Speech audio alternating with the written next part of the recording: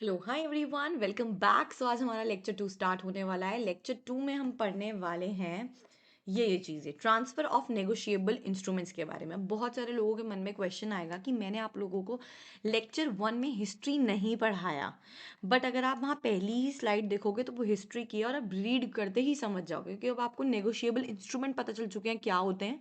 तो ईजिली आपके लिए वो समझना बहुत आसान है और बहुत पॉइंटर्स में लिखा हुआ है और आप आराम से कर लोगे उसे। ठीक, चलो स्टार्ट करते हैं। Endorsements, endorsement and it's kind. अब देखो, सबसे पहला ये आता है कौन से सेक्शन में? सेक्शन 15। एंडोर्समेंट होता क्या है? एंडोर्समेंट होता है कि सपोज एक पेपर है जिसके आगे आपने साइन किया, जिसके पीछे आपने साइन किया, दैट इज एंडोर्समेंट।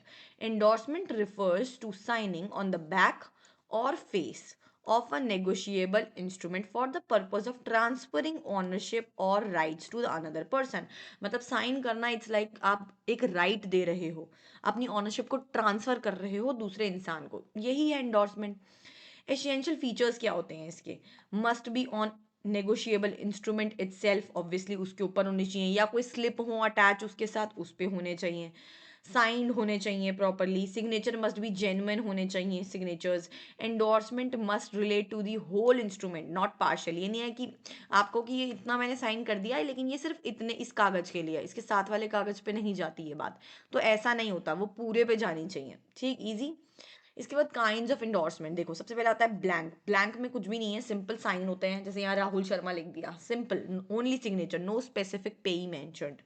इसके बाद आते हैं full and special and full endorsement. इसमें क्या होता है कि भाई जिसको दे रहे हो उसका नाम किया जाता है, जैसे कि pay to mister Ravi Kumar signed by Rahul, मतलब राहुल दे रहा है तो जिसको दे रहा है उसका नाम, रवि कुमार का नाम भी आ गया। ठीक। अच्छा, कंडीशनल एंडोर्समेंट, इसमें क्या होता है? Subject to fulfilment of specific condition, मतलब अगर वो कंडीशन फुलफिल होगी तो वो मान्यता देंगे हम उसको, नहीं तो नहीं देंगे।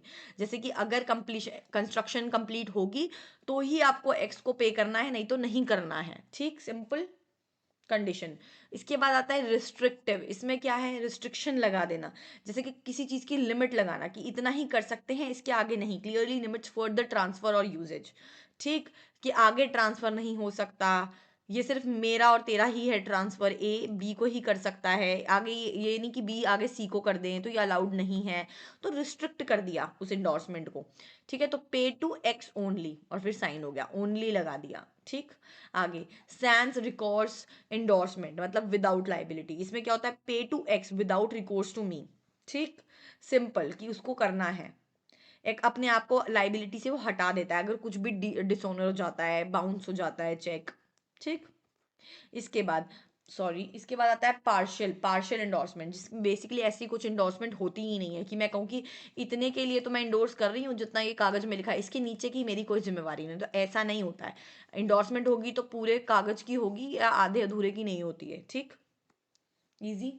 बहुत इजी था यार ये, इस पे ज़्यादा एफर्ट लगाना बेकार है। इसके बाद आता है simple liability of maker, drawer, dryer और एंडोर्सर। बहुत इजी है ये, वेरी इजी, और थोड़ा सा याद करने वाला है, और मोस्टली सेम सेम सा लगेगा। ठीक है, कि इसमें क्या है? प्राइमरीली लाइबल टू पे amount mention in the instrument. ठीक है, करना है पे। अनकंडीशनल प्रॉमिस है जो आपको पे करना है, एब्सोल्यूट और अनकंडीशनल है, इजी। अब ड्रॉअर में क्या है? थोड़ा याद ही करना पड़ेगा। मैं झूठ बोलूँ कि मैं समझा दूंगी और अपने आप याद हो जाएगा, तो ऐसे नहीं होता यार, करना ही होगा ये याद। Secondary liable upon dishonour of drawing. ठीक है, अगर मान लो बंदे से डिसऑनर, मतलब चेक खराब हो गया, वो चीज़ नहीं हुई पूरी, तो फिर उसके लिए आप लाइबल होगे। ठीक है, रिस्पॉन्सिबल टू कॉम्पनसेट होल्डर, मतलब आप तब करोगे जब वो चीज़ नहीं सही से होगी, डिसऑनर हो जाएगा, लाइबिलिटी तब आपके ऊपर आएगी उस चीज़ की, यही सेम बात है। ठीक, फिर उसके बाद यही दोबारा से कि हाँ प्राइमरली आप ड्यू डेट से पहले आपको पे करना ही है, या उस तक आपको करना ही है। जिस दिन आपने एक्सेप्ट कर लिया आप एक्सेप्टर बन जाओगे। सिंपल। एंडोर्सर में भी यही सेम बात है, मतलब आप ये खुद भी रीड कर सकते हो, बहुत इजी है, बट मैंने इसे पॉइंटर्स में लिख दिया ताकि आप आराम से याद कर सको, आपको एक नोट्स से मिल गए। ठीक, इसके अलावा यहाँ पे समरी की हेल्प ले सकते हो कि मेकर में किसकी लाइबिलिटी होती है? प्राइमरी होती है, ड्रॉअर की सेकेंडरी होती है, ड्रॉई एक्सेप्टर की प्राइमरी होती है, एंडोर्सर की सेकेंडरी। थोड़ा याद करने में हेल्प हो जाएगा। कंडीशन इसमें एब्सोल्यूट लाइबल होता है ये बंदा, इसमें अगर डिसऑनर होगा तो ही है सेकेंडरी, तभी वो सेकेंडरी है, क्योंकि डिसऑनर होने के बाद हो रहा है उसका। ठीक, यहाँ एक्सेप्टेंस होते ही प्राइमरी उसकी लाइबिलिटी हो जाती है। अपॉन पार्टीज डिफॉल्ट, ठीक। तो ये याद करने वाली चीज़ है, आपको याद करनी ही पड़ेगी। इसके बाद आता है मोड्स ऑफ डिस्चार्ज। ठीक, कैसे आप डिस्चार्ज कर सकते हो नेगोशिएबल इंस्ट्रूमेंट्स को।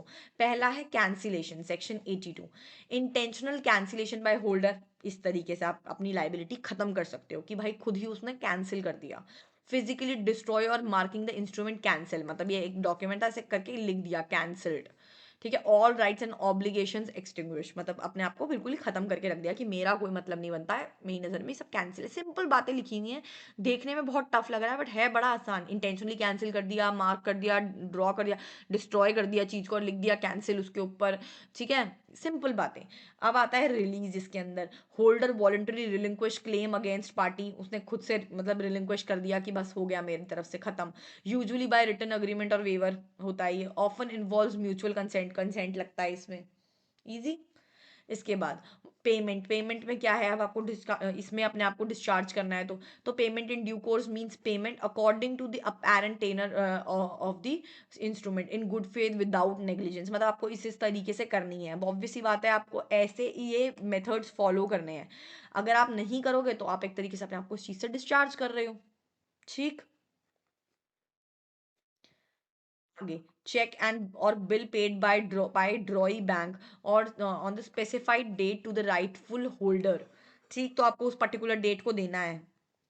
ये बहुत इंपॉर्टेंट है, जो डेट आपने लिख के दी है उनको कि हम इस डेट को देंगे, उसी दिन को देना है। अगर आपने नहीं दिया तो भी आप यहाँ पे लैग कर रहे हो, ये माना जाएगा। ठीक। इसके बाद आता है मटेरियल अल्टरेशन, ये थोड़ा सा इंपॉर्टेंट है, आप कह सकते हो ये एक नंबर में पूछ लेते हैं। इसमें क्या है, unauthorised substantial change altering instrument's nature और ऑब्लिगेशन। इसमें क्या है, basically change in amount payable, मतलब कि कुछ मटेरियल अल्टरेशन वर्ड से ही समझ में आ रहा है कि भाई चेंजेस है ना, आप चेंजेस कर रहे हो। सो वो चेंजेस क्या हो सकते हैं, ये वाले चेंजेस हो सकते हैं। अल्टर कर दिया पेई का नाम, डेट चेंज कर दी, ये सब चेंजेस हैं। ठीक, तो यहाँ वो डिस्चार्ज हो जाता है अगर वो अनऑथराइज तरीके से आप करोगे तो ही, लेकिन ठीक। सो आई होप आप लोगों को समझ में आया होगा। एक छोटा सा रिवीजन मरवा मैं आपका करवा देती हूँ इस चीज़ के ऊपर। I am so sorry, just a minute. So ये सबसे पहले आपने पढ़ा इंडोर्समेंट क्या होती है, तो कुछ भी नहीं है, साइन करना आगे पीछे एक तरीके से। ठीक, ट्रांसफर करना ऑनरशिप का, राइट्स का दूसरे इंसान को। इसके एसेंशियल फीचर्स आपने वही पढ़े कि एक तरीके से क्या होता है, साइन होने चाहिए और प्रॉपर उस वो जहाँ पे आपने वो लिखा है साइन किया है वो साथ या तो स्लिप होना चाहिए, उसका जेन्युइन सिग्नेचर होने चाहिए, अनकंडीशनल तरीके से होने चाहिए। फिर आपने टाइप्स पढ़े, ब्लैंक, स्पेशल, फुल। ब्लैंक में क्या होता है वो पढ़ा, स्पेशल में कंडीशन लगा दी जाती है, रिस्ट्रिक्टिव में क्या होता है, सैलरी कोर्स में क्या होता है, पार्शियल में क्या होता है। ईजी था बहुत ज़्यादा, आपको समझ में आ गए होंगे। फिर आपने ये पढ़ा, देखो ये कहीं ना कहीं लर्न करने वाला, तो ये आपको लर्न करना ही पड़ेगा। मैं इसके अंदर कोई हेल्प नहीं कर सकती हूँ सच बताऊँ तो, और बहुत छोटे छोटे पॉइंट्स में मैंने लिख दिया है। यहाँ ये हेल्प हो जाएगी, ये टेबल आपकी बहुत ज़्यादा हेल्प करेगा। मोड्स, मोड्स भी बहुत ईजी हैं, ये भी आपको समझ में आ गए होंगे जहाँ तक मुझे लगता है। All the very very best for your exams. अभी भी कुछ समझ में नहीं आया है, अगर आपको लगता है कि नहीं यार लर्न भी नहीं किया जा रहा है और समझ नहीं आ रहा है, so do let me know in the comment box, I will help you out in it. और इसको हम और थोड़ा इजी करने की कोशिश करेंगे ताकि आपके एग्जाम्स अच्छे जा सकें। All the very very best. Good morning, good night, whatever it is, bye bye.